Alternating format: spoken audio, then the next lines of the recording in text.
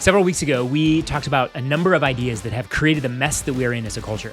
But I left one idea off the list: feminism. And why is that? Because feminism deserves an episode all its own. We're going to disrupt the common understanding of feminism this week on the Weekly Disruption. Hey everyone, welcome to the Weekly Disruption podcast, a weekly dose of biblical truth to cut through the cultural noise. I'm your host, Chris Hemmelman, pastor of First City Church. As much as any idea, feminism has shaped our culture and our society. And feminism has taken on an almost religion-like quality. To challenge the narrative of feminism is to be considered sexist or oppressive or anti-woman. But the question is it? Has feminism been such an unmitigated good that to challenge its tenets and to challenge the idea of feminism is to say that you want to put women back into sort of this dour, lifeless, oppressed existence? Well, that's what the feminists would want you to believe. But we're going to bring the receipts in this episode to show that, in fact, feminism has not been the good that it claims to be. To best understand this idea of what feminism is, it's helpful to consider sort of the history of it. And the history is often considered as coming in waves. So the first wave feminism dates roughly to about 1850 to 1920. And the backdrop of this was the fight for women's suffrage, so giving the women the right to vote. It was also connected to abolition and the abolition of slavery, as well as the temperance movement. And so it's kind of set a little bit of context for first wave feminism. You had the backdrop of the Civil War and the aftermath of the Civil War. You had the fight for freeing the slaves and the abolitionist movement, as well as this desire for more and more women to be enfranchised, meaning having more part in the political process, being able to vote, being able to sit on juries, having more property rights and more legal rights. And so you had the suffrage movement, you had the kind of first wave feminist movement, largely trying to fight for equal political rights under the law. And this first wave feminist movement was largely led by women who are Christians, women who held to a lot of the traditional views of marriage and family. So they weren't necessarily trying to undermine kind of God-given roles and responsibilities or our understanding of marriage, but they wanted women to have more part in the political process. They wanted women to be more active in social causes. And one of those causes happened to be the temperance movement. And the temperance movement, depending on how you understand history, is a bit of a mixed bag. It was the outlawing of alcohol. And in many ways, we see now is it being excessive and problematic. But at the time, what was happening post-Civil War is you had these men who had fought in battle and were dealing with these very significantly traumatic events. And how are they dealing with it? With alcohol, drowning sort of their pain, their sorrows in alcohol. And so it had been creating problems for women and families. And so the women's rights movement was kind of attached to the temperance movement because they saw the effect that alcoholism was having on women and families. And so they were actually fighting for the good of women, fighting for the good of families. Now, again, seeing some of the excesses of it and some of the problematic nature of the temperance movement politically, but you can also see some of the motivation coming from a fairly good place. So that was the backdrop of first wave feminism and kind of more equal political rights for women. Now, one of the things that you're going to hear in the history of feminism is that first wave feminism was largely a noble cause, that it wasn't seeking to undermine the traditional understanding of marriage and family, wasn't trying to undermine the role of men in society or trying to break down the differences between men and women. And in many ways, that is the case, that there were a lot of leaders within the first wave feminist movement and the women's rights movement that were upholding traditional marriage, traditional values, traditional understanding of men and women. They were anti-abortion. At the same time, there were significant leaders within the first wave feminist movement that were also laying the groundwork for second wave feminism. They were seeking to undermine traditional understanding of marriage and traditional understanding of men's and women's roles. So you had influential leaders like Elizabeth Cady Stanton. You also had influential leaders like Susan B. Anthony, who worked closely with Stanton. These two women, as well as several others, had a very significant influence in the women's rights movement. They wrote a lot, they spoke a lot, they in many ways influenced the philosophy and the understanding of feminism. And their whole sort of project, in many ways, was to undermine how we understood marriage, how we understood motherhood, how we understood what it meant to be a wife, the understanding of the family. For example, Elizabeth Cady Stanton, in her marriage vows, refused to use the traditional vow, which pretty much everyone used it during that time, to say that she would honor and obey her husband. She wanted to remove the term obey.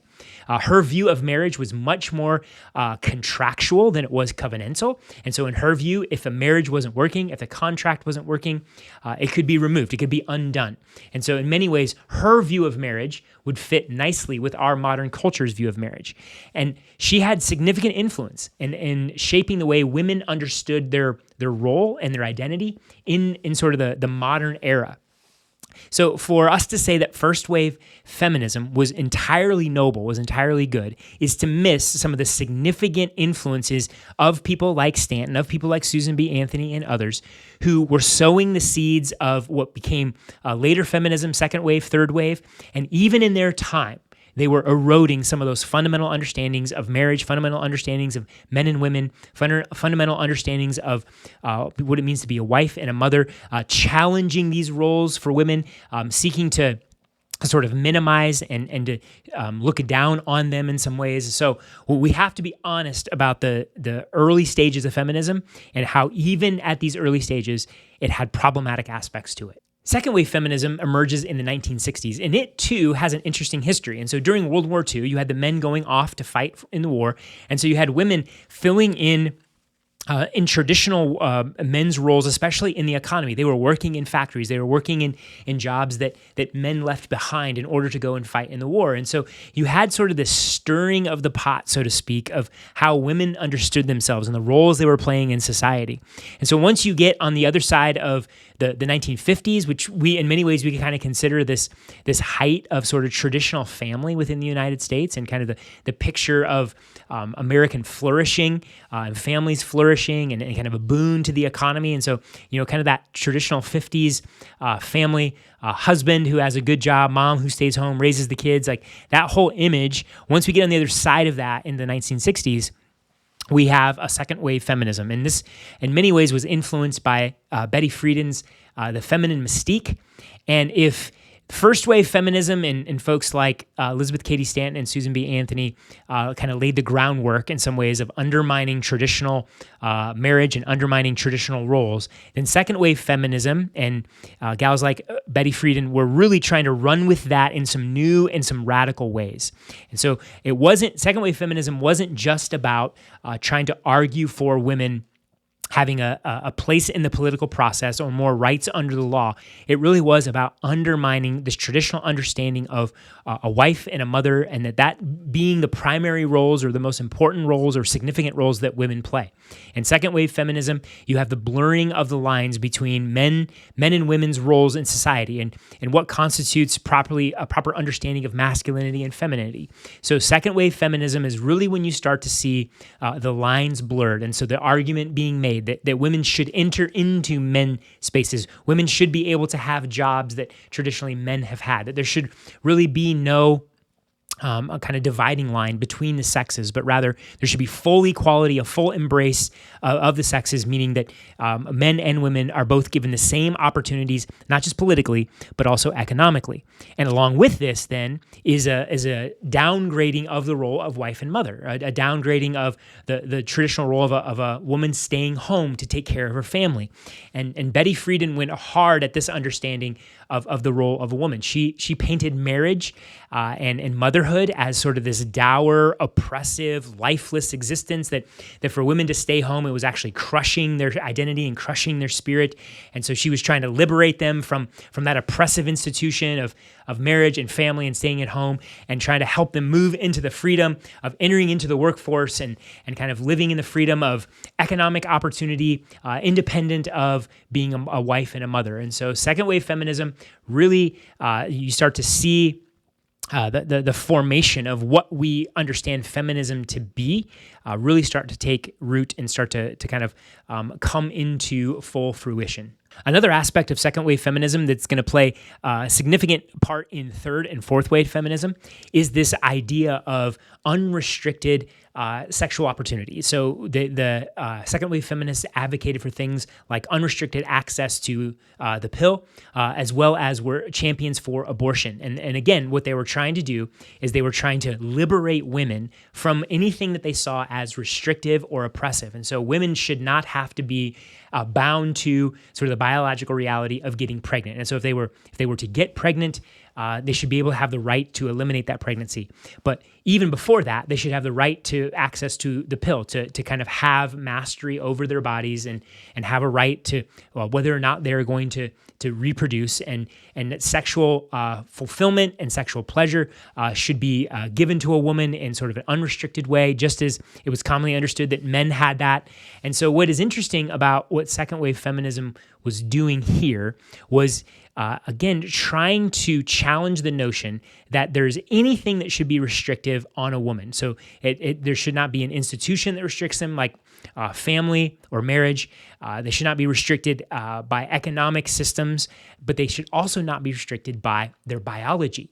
And so the pill and abortion allowed them ways to free themselves from the restriction of just being a woman, of the kind of natural biological realities that they had to face and they had to live under, that women should be able to throw those off as well. And so second wave feminism really starts to move the ball forward related to freeing women from anything that was seen as restrictive and as a hindrance to their self-fulfillment and their happiness. Third wave feminism comes on the scene roughly in the 1990s.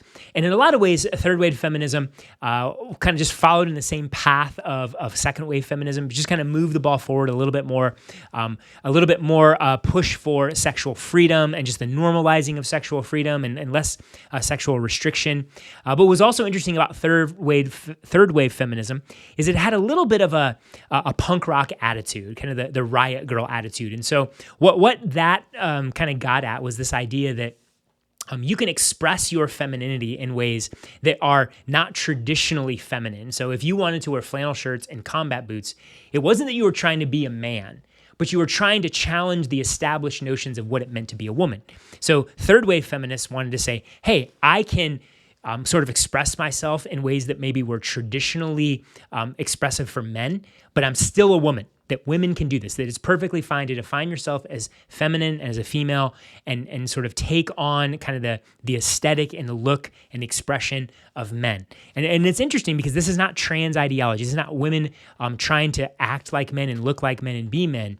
It's women trying to say, hey, the line between masculinity and femininity is so blurred or it's really arbitrary that you should still be able to fully define yourself as a woman, consider yourself feminine, while still taking on some of the kind of the imagery and the attitude and the aesthetic of what is traditionally considered masculinity.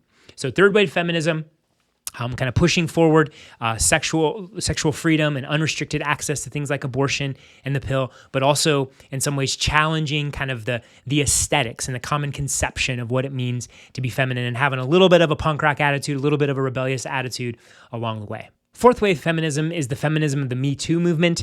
It's the feminism that has aligned itself with the Black Lives Matter movement. So not necessarily significant advances in understanding of what it means to be feminine, more so just kind of attaching to significant kind of political and cultural movements that are bringing attention to the ways that women are still marginalized and victimized. Fourth wave feminism also has sort of hitched its wagon to the trans movement and trans ideology. So it is the recognition that biological men can become women and biological women become men. So that blurring of men and women has come to sort of full fruition in fourth wave feminism as the biological realities no longer are contingent about whether a woman or a man or a woman considers themselves a man or a woman. And this really leads us to the fruit of feminist thought and theory over the past 175 or so years. As I mentioned a couple weeks ago, that there are certain ways that ideas shape a society in unpredictable ways. First wave feminists had in no way were they going to anticipate trans ideology of today. But even in the early stages of feminism, we saw this sort of rebellious attitude taking place, this rebellion against the givenness of things, that there are institutions, there are structures that we submit our lives to that give us a sense of self and identity, and that these things are given sort of inherently, that they've been baked into the created order, and that we should submit our lives to them, and we should uphold them and make sure that they are healthy and strong. Now, did first wave feminists have an argument to be made about women entering into the political process and more equality under the law? Yeah, there are arguments to be made that should have happened, and that those were some good moves to make. At the same time, and we have to be honest about this, that there were those who were making that argument along with making the argument that if women were going to enter into society more freely, if they were going to have more responsibility in the political process, if there was ways in which they were going to gain more political rights, then their tether to the home and their marriage and to motherhood had to be weakened. There was arguments that were made that if women were going to participate more fully in the life of society, then those sort of traditional roles and traditional understanding of how women supported men and how women supported their homes had to be undermined, or in the minimum, it had to be weakened. And so even in first wave feminism, you have the challenge of the givenness of things.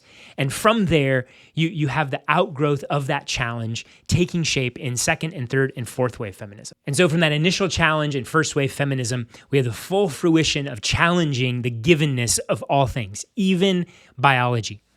In some ways, it is hard to deny biology. Even with surgical procedures, we still recognize there are differences. However, what feminists don't want to recognize is that those biological differences carry an inherent meaning. So things like differences between physical strength, or how women are more socially oriented to their surroundings than men. Those sort of hardwired differences. Feminists don't want to assign any sense of meaning and purpose to those. No sense of how those biological and sort of biochemical differences kind of point to inherent roles and responsibilities and calling and purpose. What they want to do is deny that there's any inherent meaning, and the things that we consider male and female roles are merely socially constructed.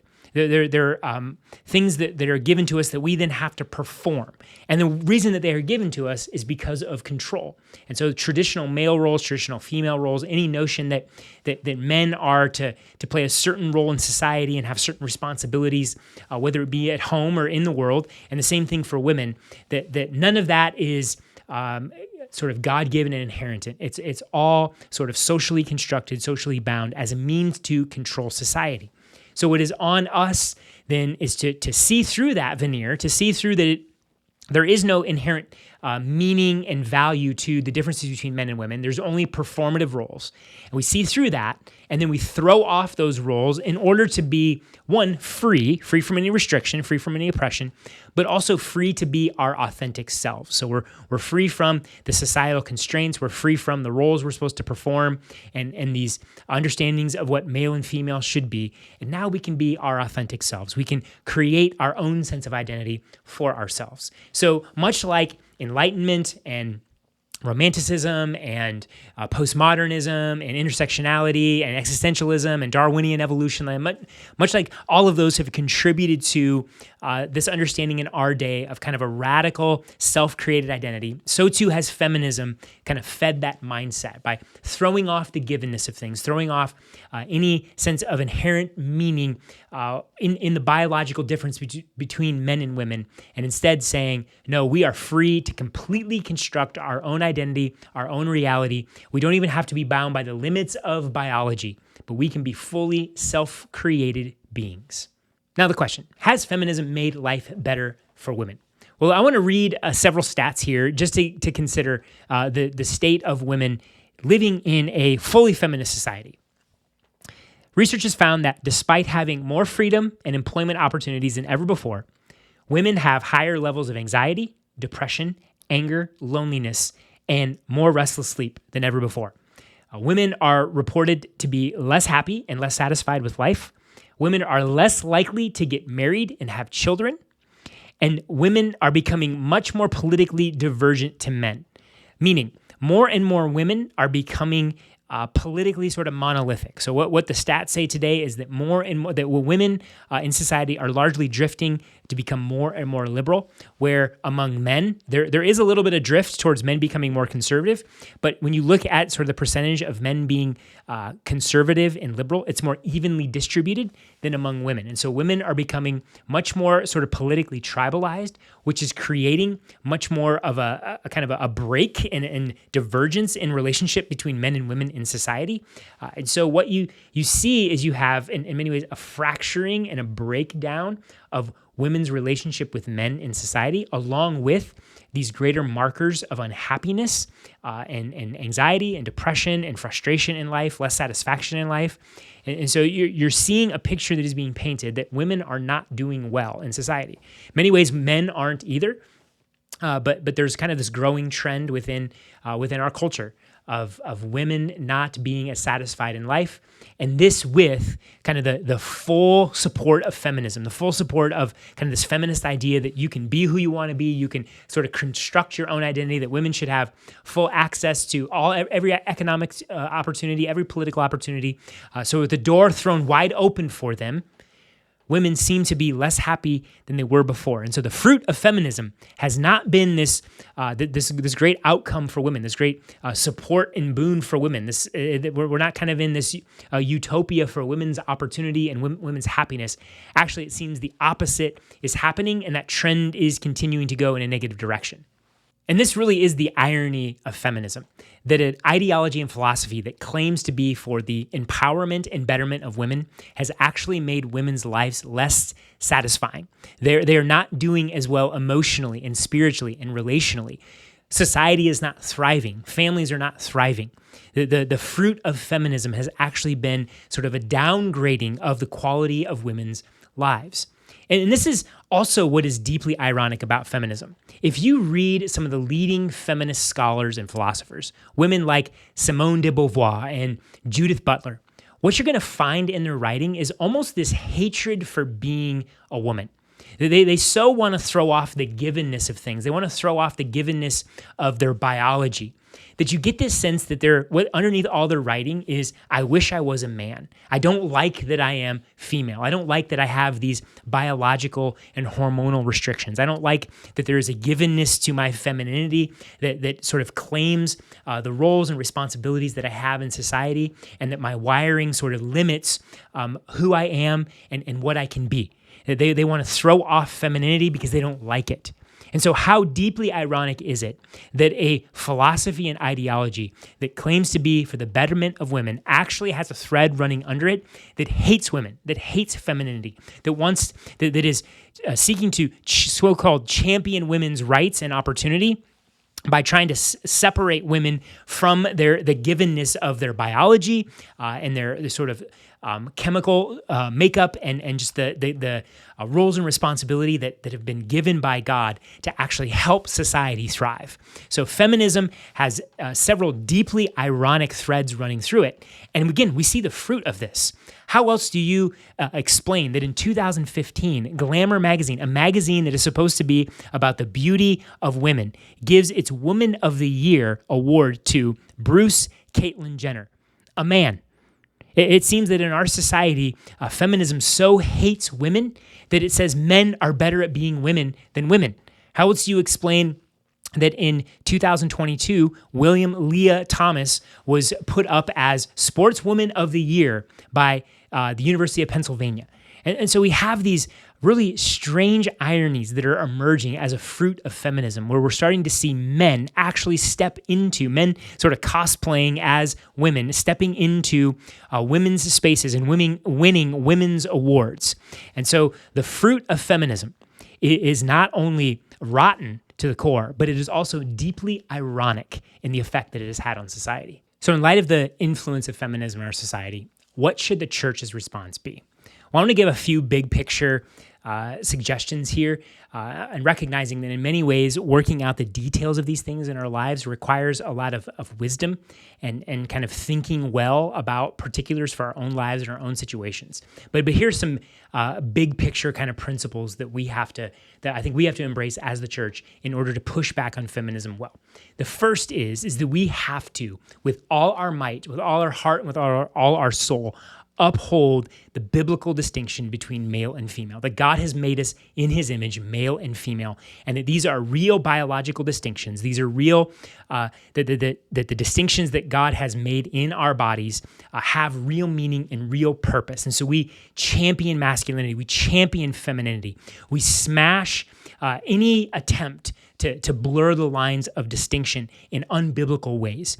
And it's not because we are trying to be controlling, but it's because we actually value and love femininity. We love that God has designed women to be women, and we want to support and champion that design and that purpose. And so we uphold biblical distinctions between men and women and those biological realities that point to those distinctions. And along with that, we need to have a much more robust understanding of how the physical wiring and the physical makeup of men and women actually point to our meaning and our purpose.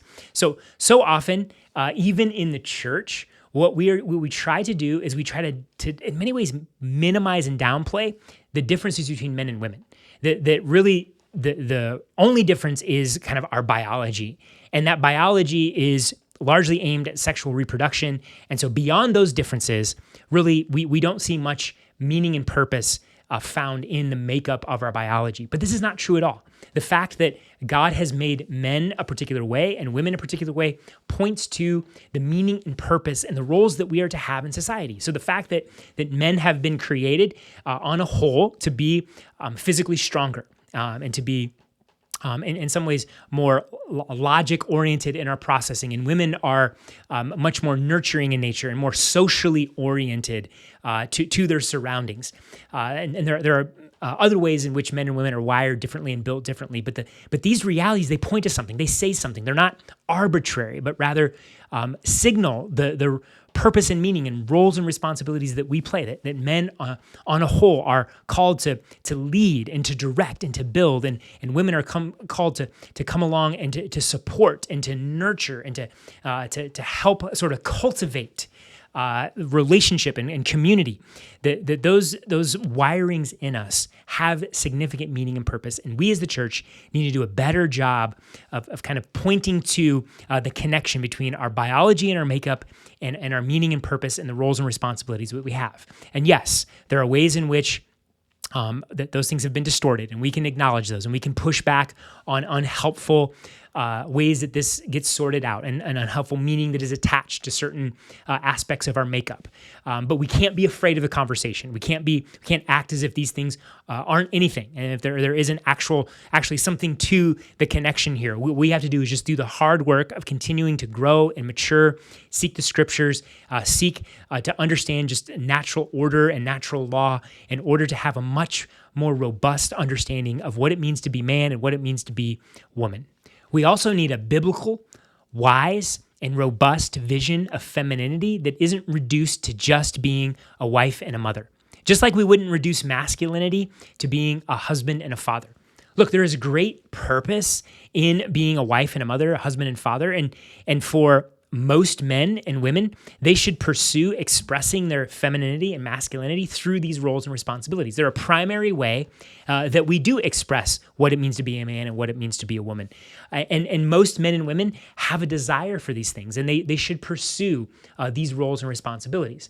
But they're not the only way that we express our masculinity or femininity. And so it should not be a wife and mother should not be the only way that we as the church seek to equip and develop and help women express and live out their femininity in the world. That there are other ways in which they can live within the good of the givenness of who they are and the way God has wired them and their role and purpose and meaning in the world as a woman that isn't just tied to being a wife and a mother. Now, it's important to recognize that some women are going to be naturally oriented outside the home, even as they are faithful to being a wife and a mother. So I don't want us to pit the role and responsibility of wife and mother in economic activity or social involvement outside the home as if these two things are mutually exclusive and they are kind of in combat with one another. No, there are plenty of women who are faithfully oriented to their home. They have an appropriate commitment to being a wife, being a mother. They are making sure that their household is thriving, but they still, because of gifting or wiring, have an eye towards perhaps some economic activity, having a job, being involved in broader ways in society. And this is not being given over to feminism. I mean, if you look at the Proverbs 31 woman, she was very involved, yes, in her home, but also in a lot of economic activity outside her home. Now, we recognize in the ancient world, the home was often the center for economic activity, so those two things overlapped. But at the same time, you see activity, a very holistic understanding or a holistic expression of femininity. You see women nurturing, taking care of their husbands and nurturing their kids, but also being involved in business dealings and being involved in being profitable with whatever enterprise their home had, or being involved in community efforts. And so we don't want to pit these two things together. We want to make these things mutually exclusive. Rather, we want to say that for some women, being a wife and mother, being very much just present in their home, and that is largely it, that is fine. That is good. But there are others that have more capacity or have more desire, have more gifting to be able to do the both and that is wonderful and that is amazing. And both are faithful expressions of femininity. Well, we're not looking for this overly restrictive, reactionary understanding of what it means to be a woman because of the damage of feminism. And sadly, some Christians have done this. Well, what they have ended up doing is they've looked at the way feminism has sought to rebel against the givenness of things and kind of create this constructed identity and reject the roles and responsibilities of women and the way women are wired and kind of built. That we see all that with feminism, and so we're going to just react and create this very narrow understanding of what it means to be feminine, very narrow understanding of the roles and responsibilities of women. Here's the problem with that. One, it's not biblical. Two, it is letting feminism be the thing that is creating the understanding of what it means to be a woman. It might not be adopting feminism, but it's reacting against feminism. So feminism is still setting the agenda.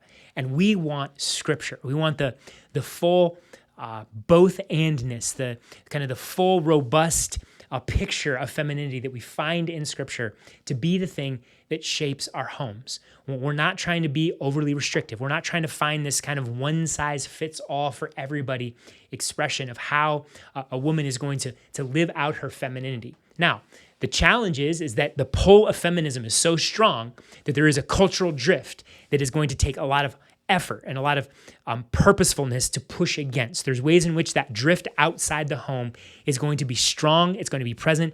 You're always going to get cheered on. There's always going to be these assumptions that that's what you're going to do as a woman, to be a stay-at-home mom, to orient to your home. Unless you are in a strong Christian community that values that, you're not going to get a lot of encouragement that way, a lot of equipping that way. You're not going to have a lot of kind of people surrounding you to kind of help you make that happen. So we really, in many ways, have to push hard and purposeful against the culture.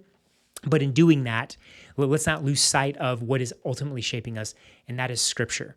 Let us encourage women who have become wives and mothers to be oriented to their home, to make that their priority, but also to use their gifting outside the home as God would call them. And if God has called them just to be focused on their homes in the ways that God has equipped them, then that is awesome. That is what we're championing that.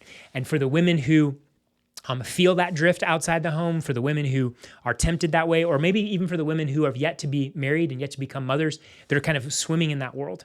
I think one of the things we have to acknowledge is hey, there's a lot of good that can be done there. There's a lot of purpose there, ways you can express being a female there. But we also need to be honest about this, that the kind of the economic world, the corporate world, there's a lot of emptiness to that. Our culture is selling you a lie about fulfillment that you're not going to find in kind of the economic pursuits in the corporate world.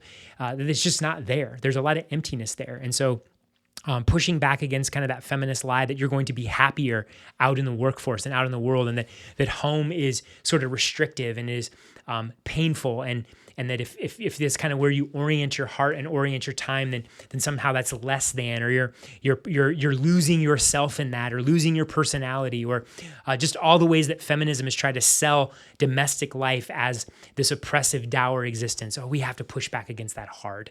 We have to push back against that lie of feminism and say, look, being a wife, being a mother, being oriented to your home, that is a beautiful thing. And yeah, it's hard. Yes, it's difficult. There's sin there. There's fallenness there, just as there's fallenness in the world.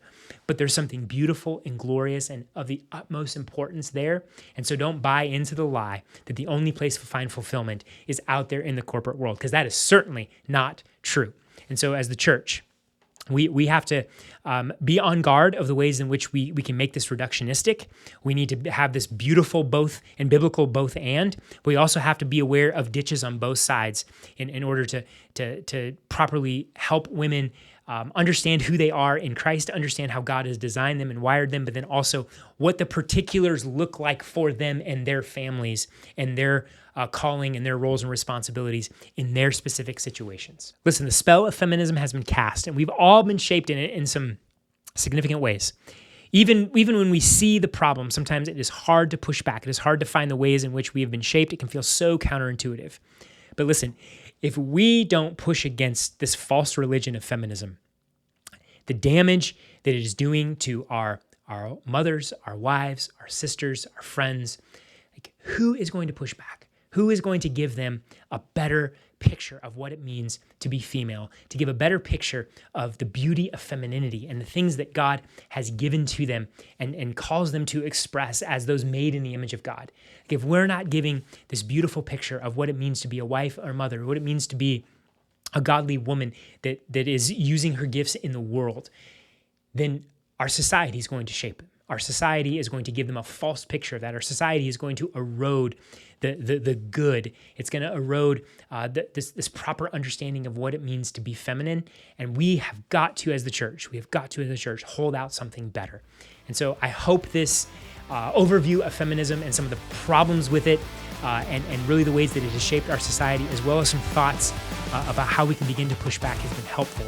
I'd encourage you to continue to learn more, to read more, to reflect, to consider the ways in which the assumptions of feminism have maybe shaped you and shaped the way that you're living your life and the ways that you're engaging your family, engaging the workforce, engaging your world, how you view yourself, whether you're a male or female.